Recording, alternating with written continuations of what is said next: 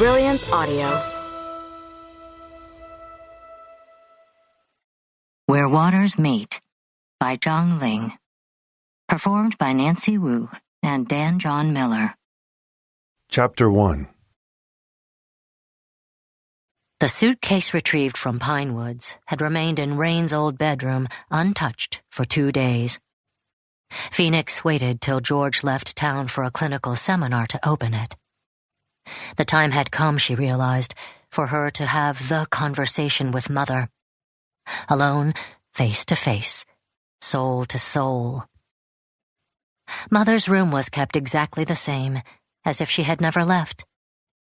The last rays of the sun raged through the half-rolled curtains like a mad bull, smashing themselves against the wall, leaving behind a trail of angry dust. It was probably new dust that had never seen Mother. The bed was neatly made, every corner of the quilt stretched out smooth and flat. Phoenix noticed a hair on the pillow slip, a fine thread of silver against the dark blue fabric, left there before Rain's departure for Pine Woods. Still breathing, it seemed. Can a hair live on when its root has expired? Kneeling on the floor, Phoenix buried her face in the pillow, astonished at the dogged lifespan of someone's smell. It had been nearly 3 years since Mother had moved to Pine Woods, a faint mixture of sugar and sweat, like some overripe fruit.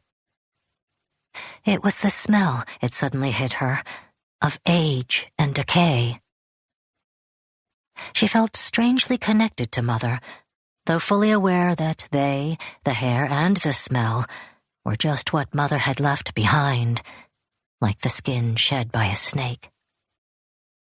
The real Mother was lying on the dresser, inside the metallic urn, glittering with a detached coolness made absolute by death, mocking the futile efforts of all the mortals who, regardless of how far they had fled, would all inevitably return to it in the end. Rain's initial signs of dementia had been minor and harmless, an occasional mixing up of dates, a rare instance of a door left unlocked or a pill time missed. Then one day, Phoenix found a shoe in the fridge. Standing before the fridge with its door open and cool air blowing at her, she began to shudder. She had finally found herself face to face with the beast. Then George came along. They shared everything, or he thought they did.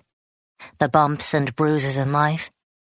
He let her into his memory of Jane, who had died of pancreatic cancer 10 years ago, and spoke to her about their daughter, Kate, now teaching English in Japan, and of his father, a political science professor in Cincinnati, too liberal for his time, who taught him to read beyond what was taught in school.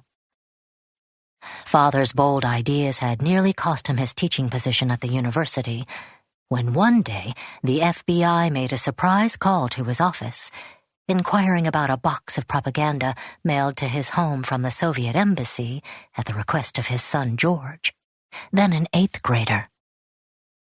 In a letter addressed to the ambassador, George had written that he didn't quite believe what the history teacher says in class about your country. Father was astounded by George's reckless naivete, but never in any way discouraged or prohibited it. Several years later, when Vietnam started to drain the cream of the crop from America, Father helped George plan the move to Canada as a draft dodger. That was the last time they had seen each other. When the pardon finally came a decade later, Father had been dead for years. Phoenix shared her story with him, too. Her childhood in Wenzhou, a little town about 500 kilometers south of Shanghai. The things her mother had endured while bringing her up, 3 lifetimes' dose in Rain's words.